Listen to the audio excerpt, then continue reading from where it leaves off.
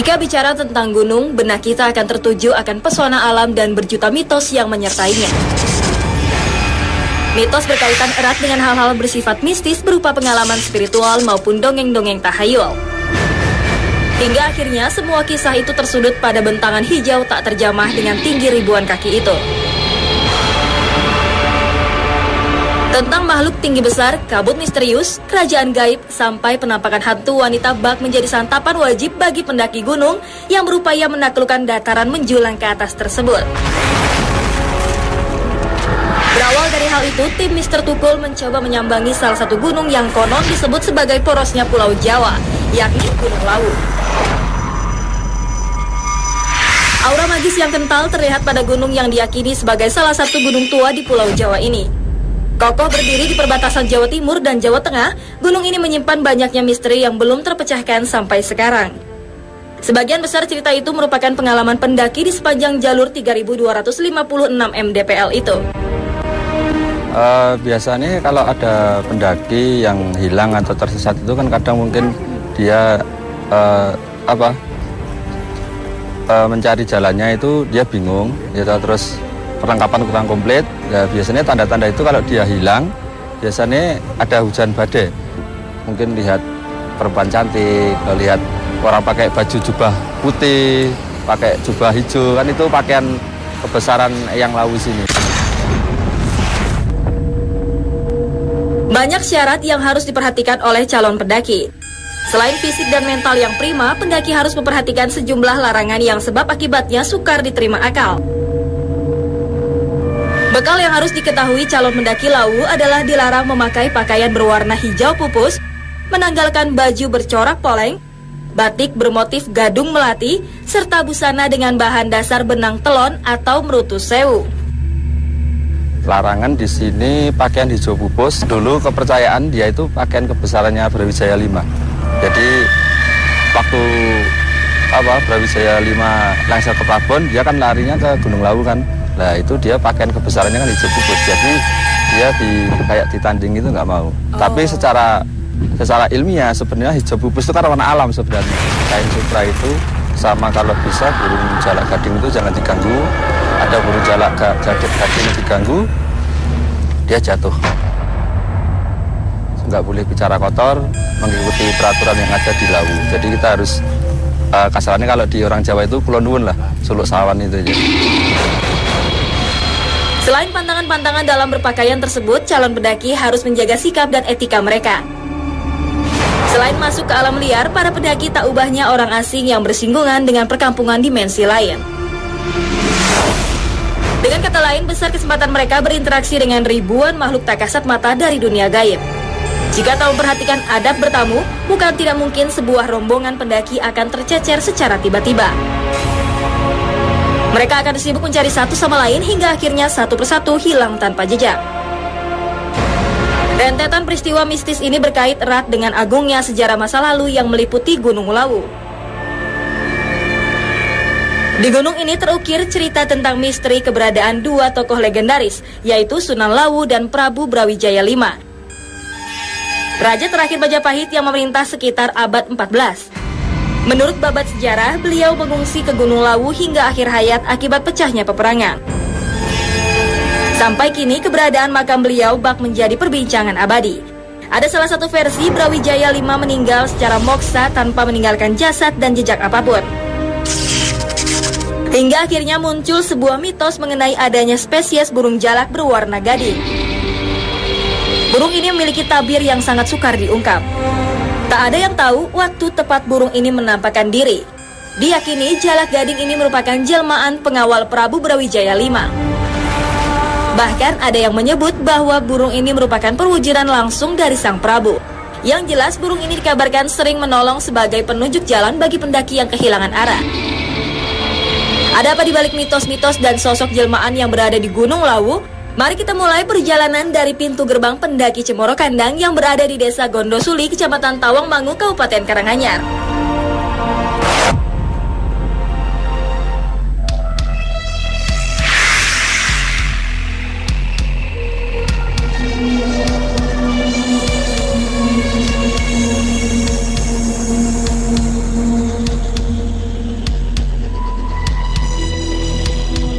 Nah, pemirsa Mister Tukul jalan-jalan dimanapun Anda berada dari dunia nyata maupun dunia gaib di seluruh alam semesta yang indah ini. Ketemu lagi bersama saya Tukul Arwana bersama rekan-rekan saya dari Kobokan Junior ini. Alhamdulillah ada Mas Eko, Kadir, ini nggak tahu ini Dakocan ini satu. Saya sekarang berada di lokasi Cemoro Kandang, Kabupaten Karanganyar. Cemoro Karanganyar di Jawa Tengah. Kita mau hacking bersama teman-teman. Pastinya teman-teman saya itu pasti setuju. Hacking itu apa ya? Besok. Nah, ini kamu tuh pimpinan lu gimana sih, masa hacking aja nggak ngerti? Apa hacking? Hacking kok nggak ngerti? Tanya sama yang tahu. Nah, siapa yang ngerti apa? Aku yang nggak tahu. Ini. Hacking saya tahu. Apa? Hacking itu tetangga saya. Alah, itu hacking. Mendaki. Menuke itu ke bawah. Kalau ke atas mendaki. Loh, dakimu kok banyak banget. Teman-teman kayaknya pasti seneng dong. Kalau emang kamu mau ke sana, kamu berangkat. Aku pulang. Kenapa? Kamu nggak ngerti. Kenapa ya? Cemen. Cemen. Makan ya suara-suara yang nggak benar. Sok tahu kamu di sana. Bilang angker tahu. Bukan cuma angker, kamu tahu. Ntar kalau udah ada yang cemen. Coba kamu sekali lagi gitu. Hantunya sama mukamu serem mukamu. ya udah kalau gitu kamu kesana aja deh, aku nggak usah ikut. Pemirsa, energi apa yang nanti akan terlihat oleh rekan-rekan saya? Ikuti terus. Mister Tukul. Jalan.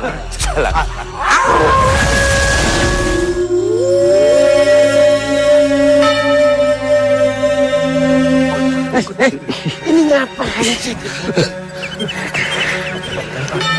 Sepertinya apa yang dikatakan Mas Polo sudah ada tanda-tandanya.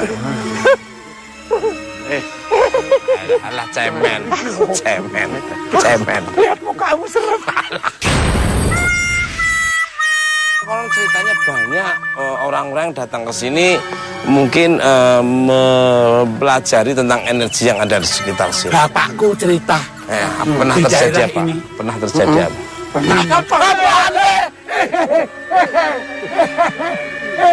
Bapakku cerita. Apa belum? Apa pernah cerita apa di sini? Aku tuh pernah lihat ada sosok tinggi besar, mukanya ganteng, badannya berbulu. Kalau mungkin Mas Kade pernah dengar apa cerita di sini? Saya waktu dulu 5 tahun yang lalu itu saya nggak pernah dengar apa-apa. Ngobrol sama pohon ini.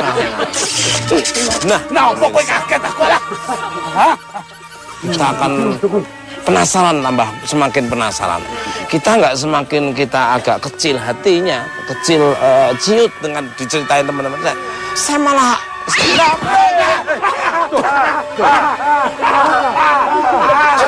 Kan bener kan? seperti apa ya? Gitu terus. Mister Tukul jalan.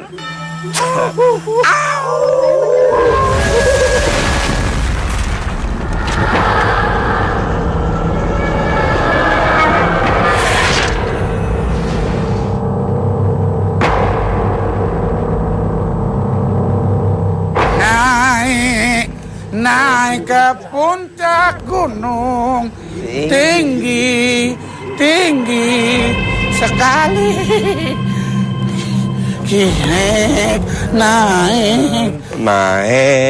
Naik ke puncak gunung, tinggi sekali. Kiri kanan ku lihat saja banyak pohon cemara, geng. Mas, jadi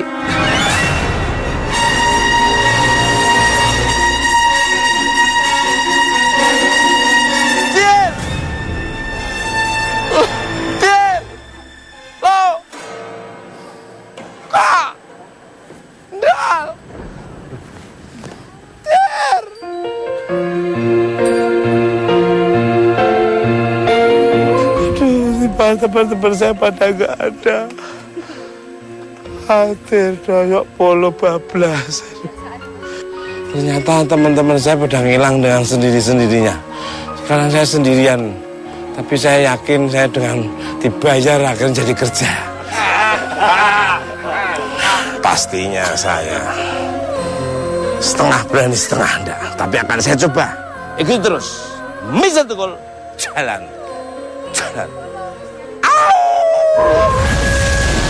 Kebetulan pas tadi dibilang merinding Mas Tukul, itu kemudian ada yang datang ke depan dan duduk ini Mas Tukul.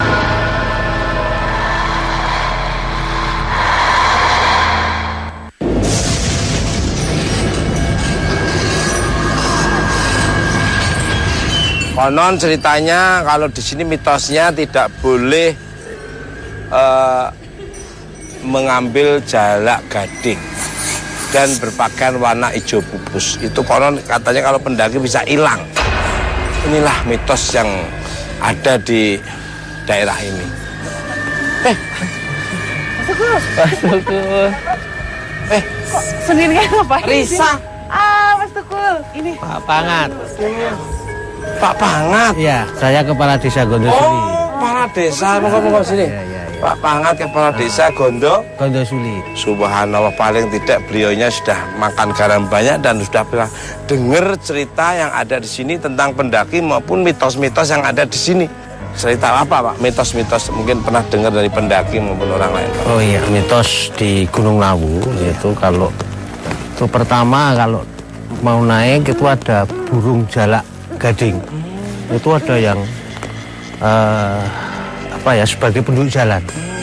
Itu perlu diperhatikan dan jangan sampai diganggu. Kemudian yang pakai hijau-hijau itu pantangan.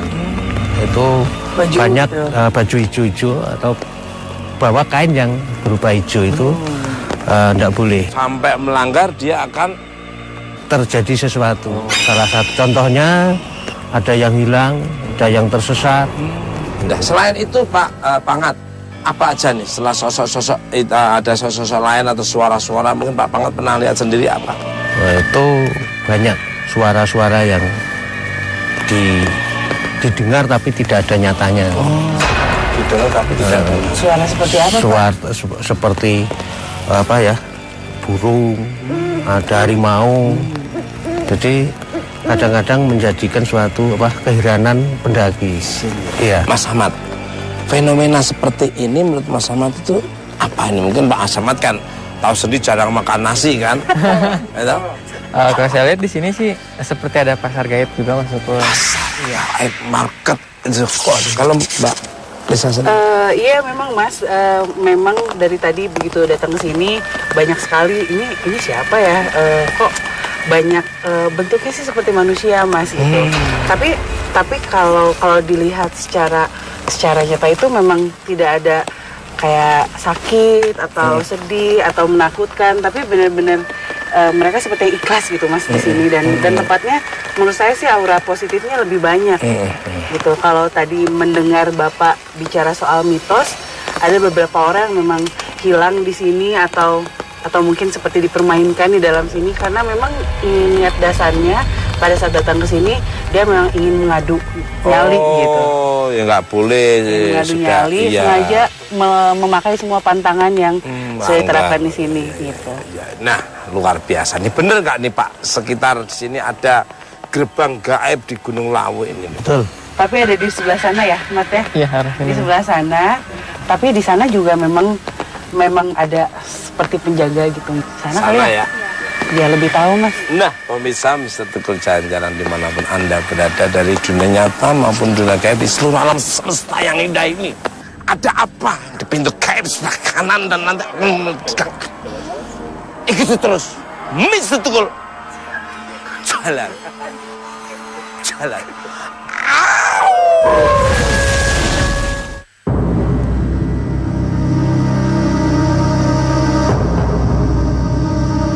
Di sini udah cukup dekat sih Mas. Luar biasa. Udah mulai dekat. Maksudnya sudah mulai terlihat gitu. Terlihat dekat tapi sebenarnya jauh sih, cuman besar sekali.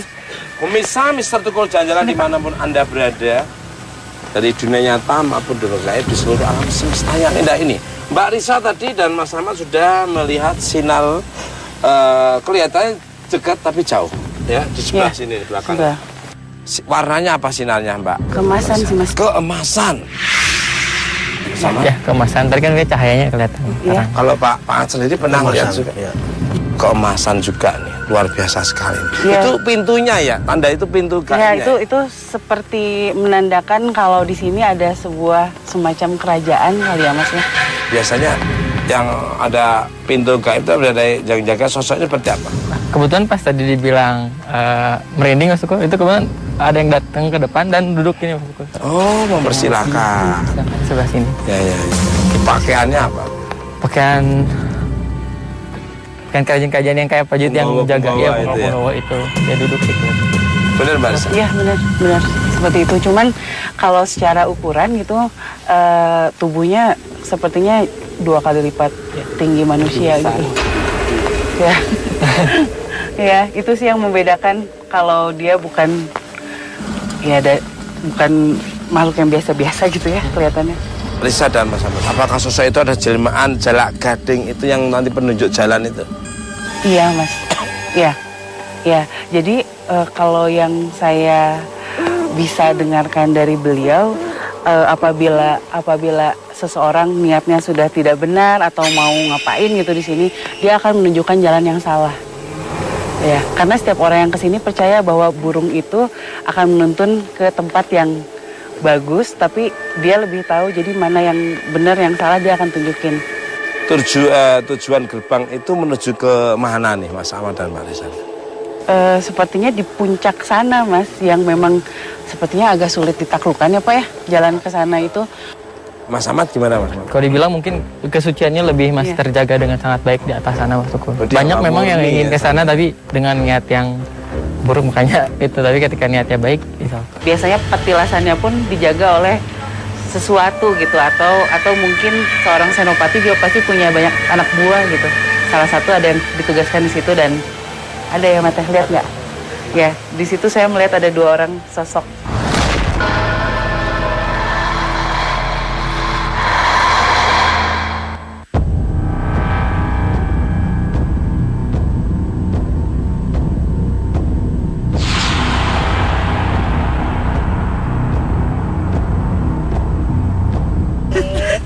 Nah, pemirsa Tukul Jalan-Jalan dimanapun Anda berada dari dunia nyata maupun dunia gaib di seluruh alam semesta yang indah ini, kita sudah menuju atau menelusuri kanan kiri lereng Gunung Lawu ini. Nah, apa Mbak Risa yang dirasakan sekarang lebih ke sini? Semakin kuat sih Mas. Jadi setiap kita melangkah kayaknya diawasi terus sama penjaga ini ya. Mungkin beliau ini sosok yang dominan nih kayaknya yang ada di sini. Sama sendiri. Ya. Tadi mendengar seperti suara burung yang ngak pada saat kita jalan itu. Kayak menandakan seperti mau apa di sini. Secara spesifik gitu siapa nama beliau gitu yang memang terkenal menjaga di sini gitu. Di sini yang Bantulono. Itu apa ya? Suara apa tadi itu? Bantulono. Iya, Bantulono. Gimana Bantulono itu sebagai pintu gerbangnya mau naik ke Puncak Lawu. Jadi kalau secara nyata kita izin ke petugas, tapi secara gaibnya kita harus mungkin bisa juga izin secara batin kali ya, seperti minta izin ngobrol tapi ya salam dalam hati. Kita gimana kalau kita langsung ke sana nih? Mau ke sana Mas? Gimana, Mat? Pak Ades, saya terima kasih atas informasinya dan waktunya. Sama-sama. Dan mudah-mudahan bermanfaat oleh pemirsa di seluruh alam semesta. Pemirsa, saya bersama Mbak Risa sama-sama akan menuju tempat petilasan Bantulono. Ikuti terus, Mister Tukul Jalan.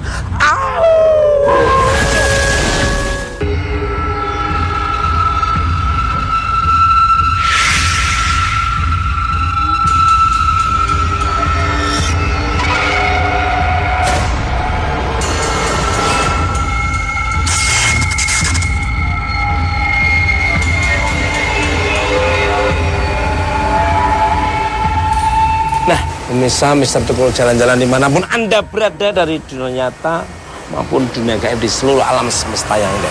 Ini saya sekarang berada di petilasan Bantulono nih, Mbak Risa dan Mas Ahmad. Dan konon ceritanya beliau penjaga gerbang Gunung Lawu nih.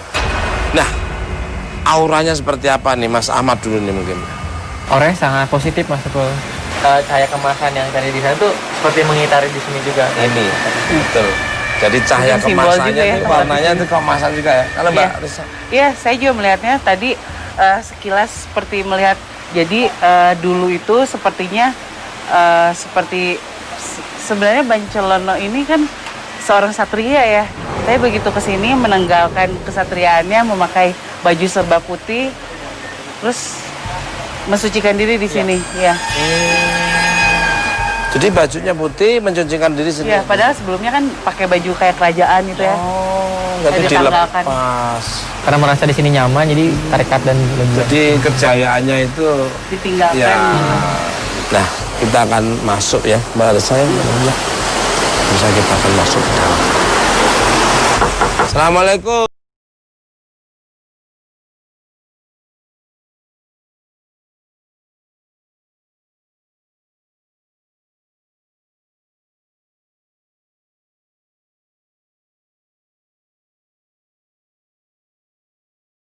Bapak Kasbi. Bapak Kasbi ini. Bapak Kasbi ini sudah berapa tahun Pak? Sejarah petilasan. Petilasan ini. Iya. Menurut cerita dari nenek moyang kami, ini adalah satu-satunya senopatinya Eyang Lawu. Jadi di puncak Lawu itu ada yang namanya Eyang Lawu, juga ada Eyang Brawijaya. Itu Eyang Lawu itu adalah kerajaan gaib, dan ini adalah senopatinya Eyang Lawu yang menjaga pintu gerbangnya ke puncak Lawu. Wah, senopatinya kerajaan gaib. Iya, betul. Sunan Lawu. Ini kalau namanya senopati dia yang duluan ke depan itu, yang mengatur strategi. Betul sekali. Makanya kan dia ditempatkan di pintu gerbangnya. Ini fungsinya untuk apa nih Pak Kasbi? Ruangan ini untuk istirahat ya, untuk peristirahatan, dan itu juga, dan ini ada ruangan utama, ini untuk meditasi. Tempat ini jadikan tempat meditasi gitu. Ya, sebelah sini. Apa ada sejarahnya di tempat ini? Dulu memang di sini ada batu ya, ada batu, dan itu konon diceritakan bahwa batu itu adalah tempat tinggalnya, mungkin dia dulu waktu meditasi Raden Bancelono itu di situ. Memang yang saya tahu sih Mas, kalau ada petilasan gitu, seseorang yang punya kekuatan terus bersemedi di situ, biasanya petilasannya pun dijaga oleh sesuatu gitu, atau mungkin seorang senopati juga pasti punya banyak anak buah gitu. Salah satu ada yang ditugaskan di situ, dan ada ya Mata, lihat nggak? Ya, di situ saya melihat ada 2 orang sosok. Nah itu namanya Kuncung dan Bau. Tempat tinggalnya di situ. Betul sekali, betul. Betul ya? Betul. Iya 2, emang 2. Iya, ada 2. Iya betul 2. Luar biasa Mbak Risa, dibenarkan oleh Pak Kasbi. Iya betul, memang seperti itu. Luar biasa. Iya. Justru yang saya lihat sih si 2 ini dia mempunyai kayak ada pasukan gaibnya di seperti yang kayak burung itu salah satunya mungkin kayak burung, terus kayak macan. Saya lihat sih macan ada di sekitaran sana. Itu seperti kayak kalau misalkan ada apa-apa, jadi memerintahkan untuk menjaga area luar yang tadi dingin itu awasin di luarnya, ada informasi apa disampaikan ke ya, jadi ada sesuatu yang mau menyampaikan ada bahaya itu gitu. Nah, pemirsa, kita akan menuju ke sana. Coba, boleh Pak?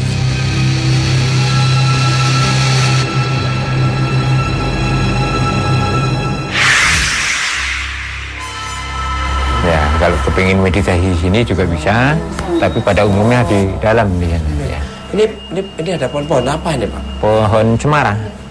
Cemara. Iya. Ini kenapa pohonnya di gini Pak? Karena pohon ini termasuk pohon keramat ya, dikeramatkan karena di lingkungan sini ini termasuk tempatnya ini keramat. Sebagai contoh tahun 78 ya, tahun 79 itu ada erosi di Gunung Lawu. Itu ada lahar dingin turun, yang seharusnya lahar dingin itu kalau menurut logika kami itu mesti arahnya ke sini. Tapi kenapa nggak bisa ke sini, malah belok di situ? Ada yang jaga sosok tinggi besar di luar sini seperti Iya, biasa saya ngelihat dan menjaga energinya. Mungkin yang tadi Bapak bilang ada erupsi itu soalnya seperti dibelokkan energinya. Langsung belok sana tuh. Jadi enggak.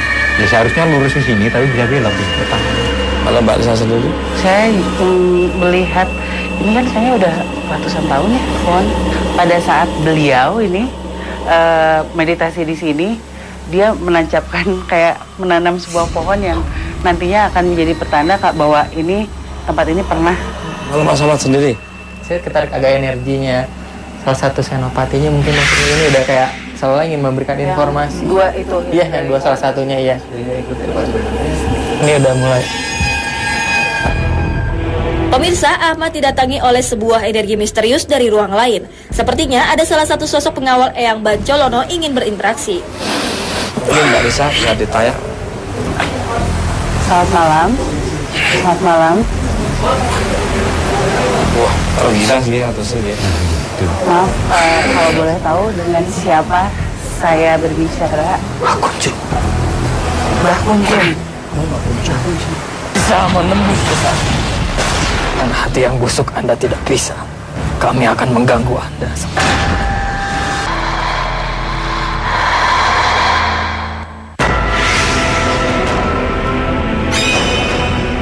Kalau boleh tahu, sebenarnya apa sih yang membuat Mbah mungkin merasa terganggu jika ada orang yang seperti apa yang datang ke sini? Sesumbar. Oh, sesumbar.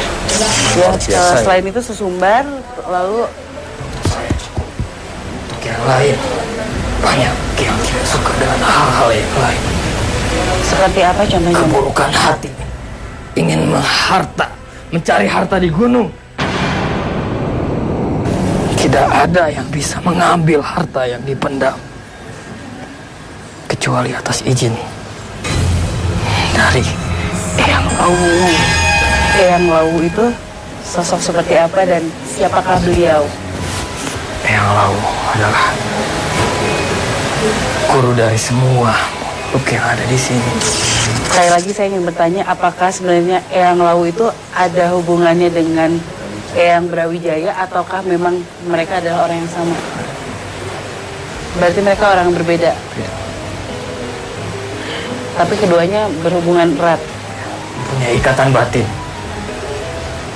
Ketika Eyang Brawijaya mencari ketenangan, mencari hidayah, maka dia selalu bertirakat di atas tempat kami berada. Di tempat Eyang Lawu.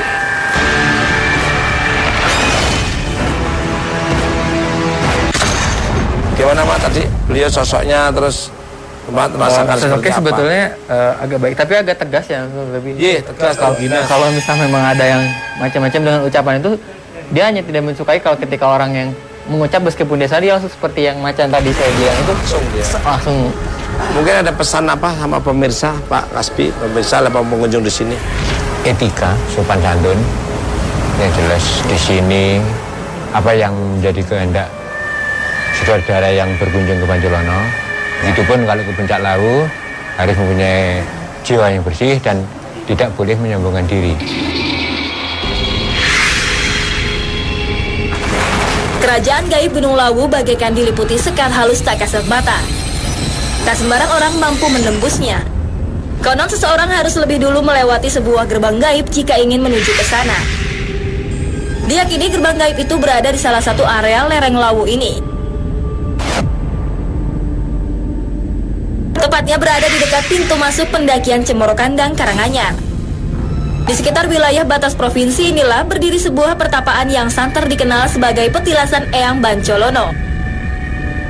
Pertapaan ini rupanya telah melegenda sejak lama. Bahkan warga berkunjung dan memanfaatkan tempat ini sebagai sarana keberkahan hingga pencapaian kesehatan. Di tanah inilah terdapat dua sendang atau sumber air peninggalan Eyang Bancolono. Dua sumber bertuah air ini dinamakan Sendang Lanang dan Sendang Putri. Dua sendang ini merupakan simbol keseimbangan. Lanang merupakan lambang maskulin, sedangkan Putri adalah lambang feminim. Tak ayal tempat ini selalu diliputi aura ketenangan bagi para pengunjung. Di balik sifatnya yang tenang, pertapaan ini dinilai sangat keramat. Bagi orang yang tak menaati peraturan dan menjaga etika, dipastikan akan mendapatkan interaksi gaib yang datangnya tak dinyana. Kesurupan mendadak atau bertemu dengan sosok-sosok dimensi lain bukanlah hal yang tidak mungkin akan terjadi. Konon di pertapaan inilah bersemayam dua pengikut Eyang Bancolono berwujud lelaki dan wanita. Sosok-sosok ini berwujud beringas, penegak aturan bagi orang-orang yang tak bertanggung jawab di tempat ini.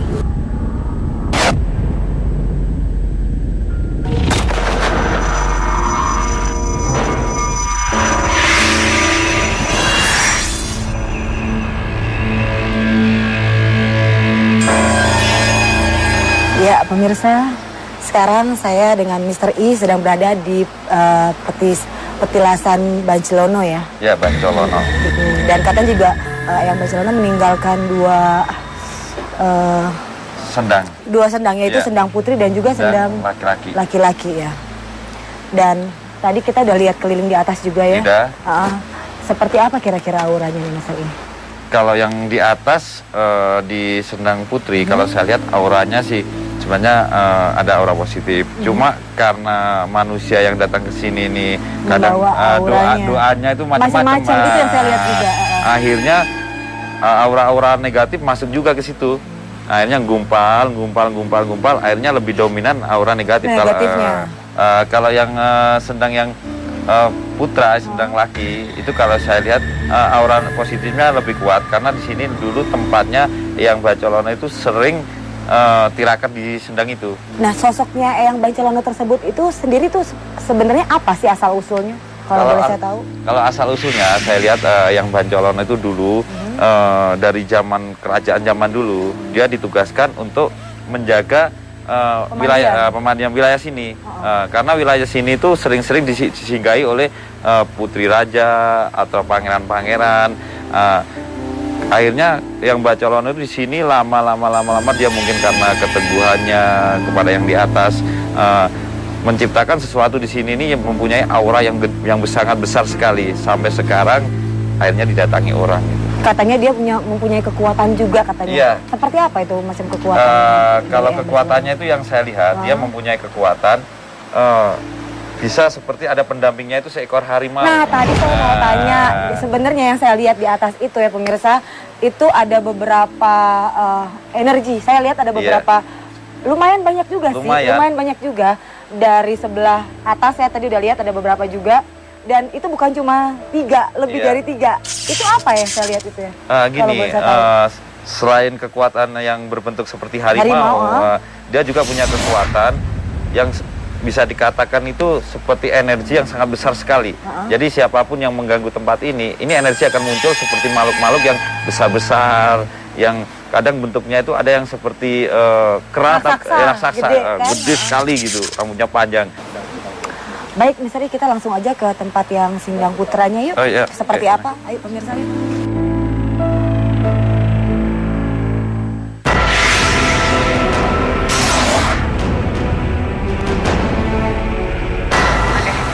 Baik, tapi sebelumnya saya mau menjelaskan juga nih sebelum tadi sebelum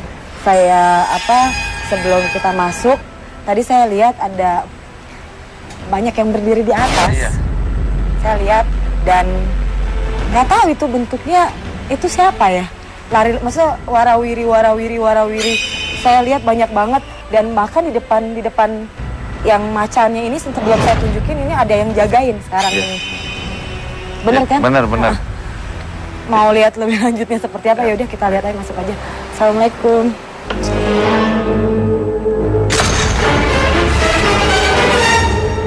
Kalau saya bisa lihat di sebelah sini ada apa ya, kayak semacam anak kecil ngejagain di sini. Sebenarnya gini, sebenarnya itu perwujudannya aja cuma bentuknya kecil. Sebenarnya itu bukan anak kecil kayak anak kecilan, tapi karena pendeknya makhluk ini jadi bentuknya seperti anak kecil. Di dalam lagi ada dua sosok yang duduk menghadap ke sini. Iya, menghadap ke sini. Iya, tadinya menghadap ke sana.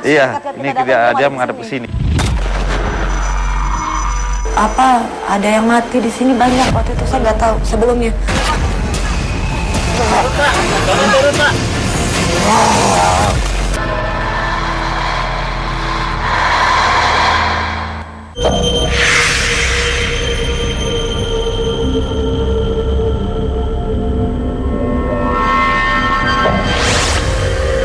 Ya pemirsa, ini adalah tempat di mana sumber air Sendang Lanang berada ya. Sebenarnya dulu kalau saya lihat, ini bentuknya bukan ini bentukan yang zaman sekarang. Kalau sekarang udah diperbaiki. Kalau dulu seperti sendang gitu. Oke, saya pengen lihat airnya dinginnya kayak apa sih. Tapi yang saya pengen tanyakan adalah di sini kenapa orang mempercayakan ini ada air yang sangat berkhasiat. Memang khasiat dari air ini yang rumors yang beredar seperti apa sih, Mr. Gini Mbak Vicky ya, kalau saya lihat ke belakangnya dulu kan yang kita bilang tadi bahwa Eyang Poncolono itu kan sering di sini dulu tirakat. Terus tempat ini juga dijadikan mandi, kadang mandi minum dari putri-putri atau pangeran yang melewati sini gitu. Dari situlah orang-orang semenjak peninggalan Mbah Bacalono ini meyakini bahwa air ini orang yang mandi di sini satu bisa hajat terkabul, nomor dua lagi pangkatnya bisa naik. Derajat bisa tinggi. Cuma kalau kita percaya sama air ini, ini kurang benar gini ya. Namanya nggak benar ya. Saya menginjakkan kaki di sini nih ya, rasanya beku banget. Benar, dingin banget. Ini kalau saya lihat di sini, ini mungkin Mbak Vicky merasakan. Ini ada sosok yang berdiri di sini. Dia juga makhluk-makhluk yang dari dari sekitar ini. Jadi tujuannya dia melihat kegiatan manusia di sini. Mungkin dia juga ikut ada yang berdoa, yang enggak dia ngikut gitu. Kan seperti saya bilang tadi, kalau emang kita mau niatnya berdoa di sini aneh-aneh, terus memberi sesuatu hal seperti kayak tadi makanan-makanan kayak gitu, saya lihat mereka satu persatu malah ngikut gitu.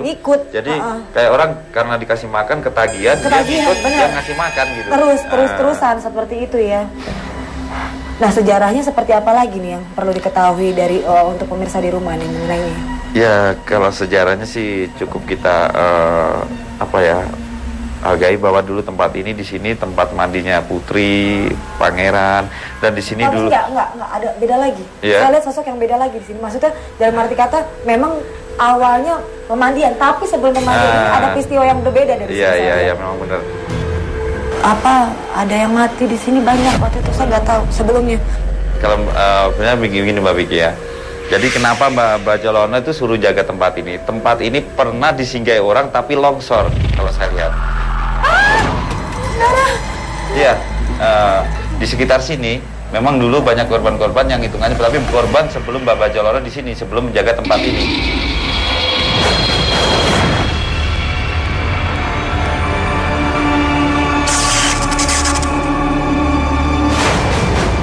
Ya, pemirsa, sekarang kita udah ada di Sendang Wadon ya, dan dari menuju Sendang Lanang ke sini lebih berat, auranya malah sampai pusing loh. Ya gini, karena kita menuju ke Sendang ini, sebenarnya di jalan ini banyak makhluk-makhluk yang berdiri. Kalau kita lihat ini. Tadi di pohon tadi yang kita lihat ada berdiri itu kan? Berdiri sampai ke sini. Karena apa? Makhluk-makhluk yang ke sini mungkin kebiasaan karena ada orang ke sini ngasih apa, akhirnya seperti mengharapkan sesuatu makhluk ini. Iya. Nah, ini aja udah kalau Mbak Vicky mungkin bisa melihat di sebelah situ. Cewek. Ya, itu sudah ada cewek itu. Di sekelilingnya juga banyak juga itu. Banyak sekali. Mau lihat masuk seperti apa yuk?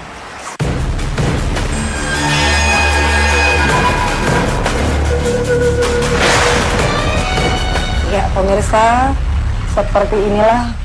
Dan kalau bisa diceritakan, ini kurang lebih asal-usul tempat ini juga sama dengan yang tadi? Sama, bisa dikatakan hampir sama dengan yang Sendang Lanang tadi.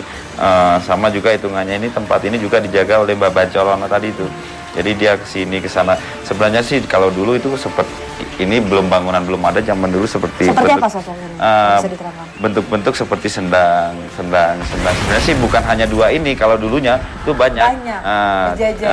Cuma karena mungkin akibat kejadian alam banyak yang tertimbun gitu.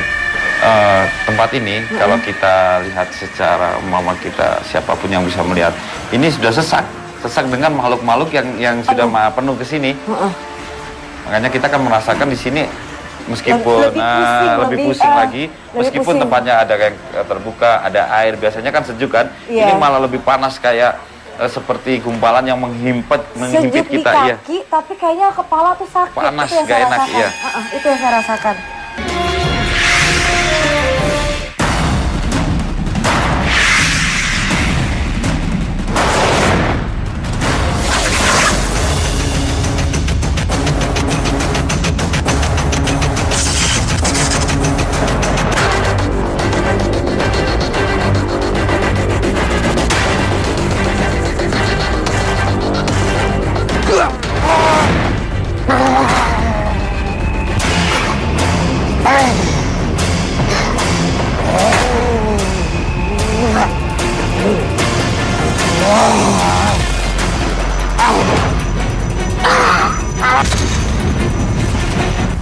keberatan dan yen bos bangun.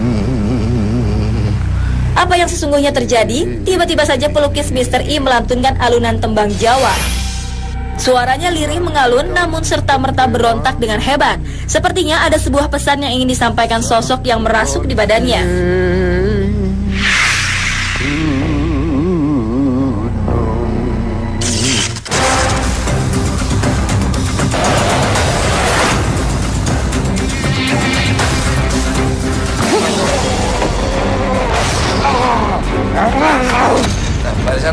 Ada beberapa peristiwa kematian di sini gitu. Waduh, ini baru kan? Kenapa Mbak Desa? Desa? Dia nggak suka, dia bilang pergi dari sini, dia nggak suka. Tolong jangan diganggu, dia bilang.